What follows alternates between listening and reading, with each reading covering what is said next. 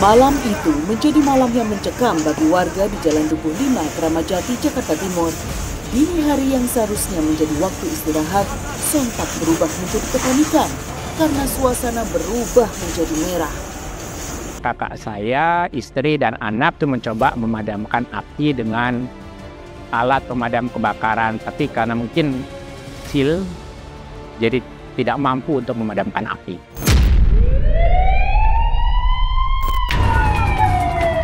Kebakaran bermula dari kabel listrik udara yang terbakar, kemudian jatuh ke salah satu garasi rumah. Seketika api membesar dan satu unit mobil ikut terbakar. Dari kebakaran itu yang bermula di kabel udara sempat dipadamkan oleh warga. Terjadilah lompatan api. Lompatan api yang langsung membakar garasi dan ada mobilnya terbakar. Kebakaran jadi meluas.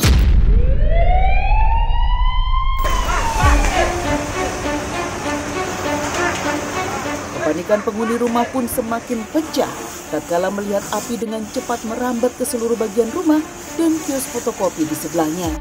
Saking cepatnya, tidak ada satupun barang berharga yang sempat diselamatkan. Awal muasal apinya sendiri pun memang kami dari pihak keluarga tidak ada yang tahu waktu itu api di daerah garasi sudah membesar. Melihat api semakin menjadi-jadi, warga sekitar langsung berupaya ikut membantu memadamkan api dengan alat seadanya. Tapi api dengan cepat membesar dan semakin sulit dipadamkan.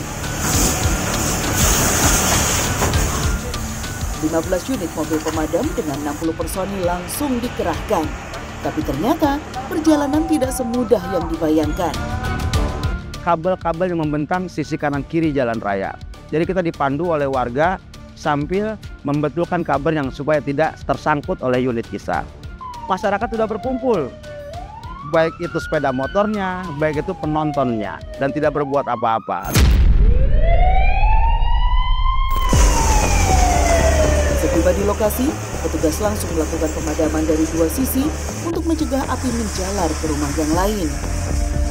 Rambatan berikutnya adalah sisi selatan.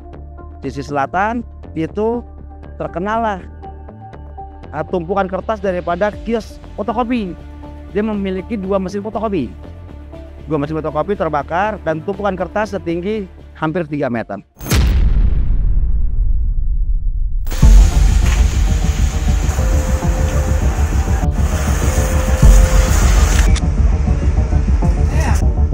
Setelah kurang lebih 2 jam, akhirnya api berhasil juga ditaklukkan. Kebakaran ini menyebabkan kerugian hingga miliaran rupiah.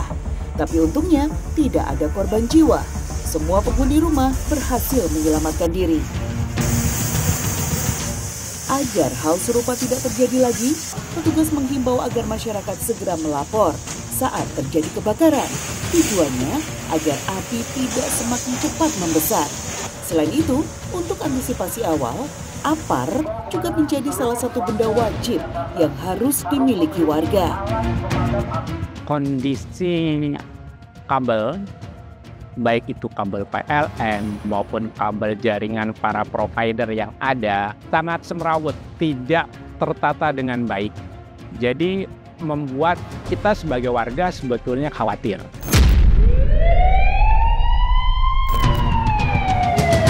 Bukan hanya di Jakarta Timur saja, kebakaran akibat kabel semrawut pun masih terjadi di wilayah lainnya.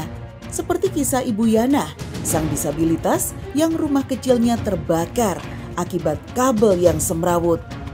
Kebakaran di Jalan Agung Utara 1, Blok A2, RW 008.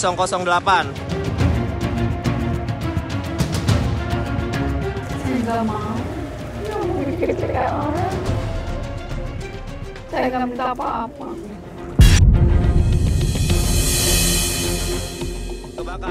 Tiga bangunan semi permanen di Sunter Agung, Tanjung Priok, Jakarta Utara ludes dilalap si jago merah. Banyaknya material mudah terbakar semakin menyulut kobaran api.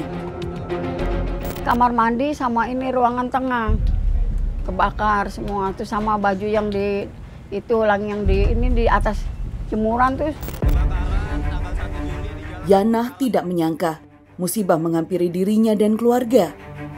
Saya mau ngambil air wudhu, mau sholat, tau-taunya ada asap di atas. Ternyatanya nggak taunya langsung apinya merembet. Ia juga was-was, rumahnya yang juga merupakan bangunan semi permanen akan terdampak. Saya gemeter lah, saya bilang gitu, ya Allah kenapa kok bisa begini gitu. Saya juga kan nggak nyangka kalau musibah kita kan nggak ada yang tahu. Sudah mulai membesar. Hal ini juga yang membuat petugas kebakaran kesulitan memadamkan api. Ini udah dibantu sama petugas pemadam kebakaran. Sumber awal titik api itu berasal dari atas tiang listrik, nyamber ke bangunan yang ada di situ. Kebakaran tentu blok A2. Api juga sulit dipadamkan karena banyaknya tumpukan plastik di lokasi kejadian. Petugas pemadam kebakaran langsung bergegas ke tempat lebih cepat. Sudah ya.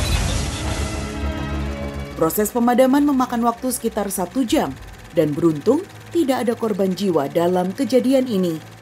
Yana cuma bisa pasrah menerima semua cobaan ini dan segera bangkit untuk melanjutkan hidupnya. Walaupun sebagian rumahnya hangus terbakar, namun ia dan keluarga tetap bertahan untuk tetap tinggal di rumahnya. Saya bingung mau ngungsi juga kan saya nggak punya kaki. Kalau ngungsi saya malu. Digendong-gendong di tempat orang kita kan nggak enak. Mau pengen buang air kecil juga kan susah kalau tempat orang. Jadinya saya di sini aja.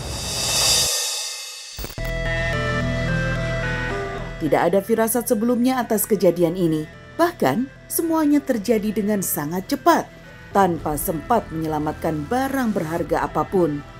Namun dia bersyukur masih bisa selamat dari amukan si jago merah dan hanya sebagian rumahnya saja yang terbakar. Barangkali ini teguran dari Allah kita gitu aja, saya pasrah. Kejadian ini menjadi pelajaran berharga bagi dirinya dan keluarga agar selalu waspada dan berhati-hati pada pemakaian listrik. Pergunakan listrik semestinya saja, jangan banyak colokan yang bertumpuk, atau jangan menempel pada antara tiang listrik dengan kabel rumah gitu.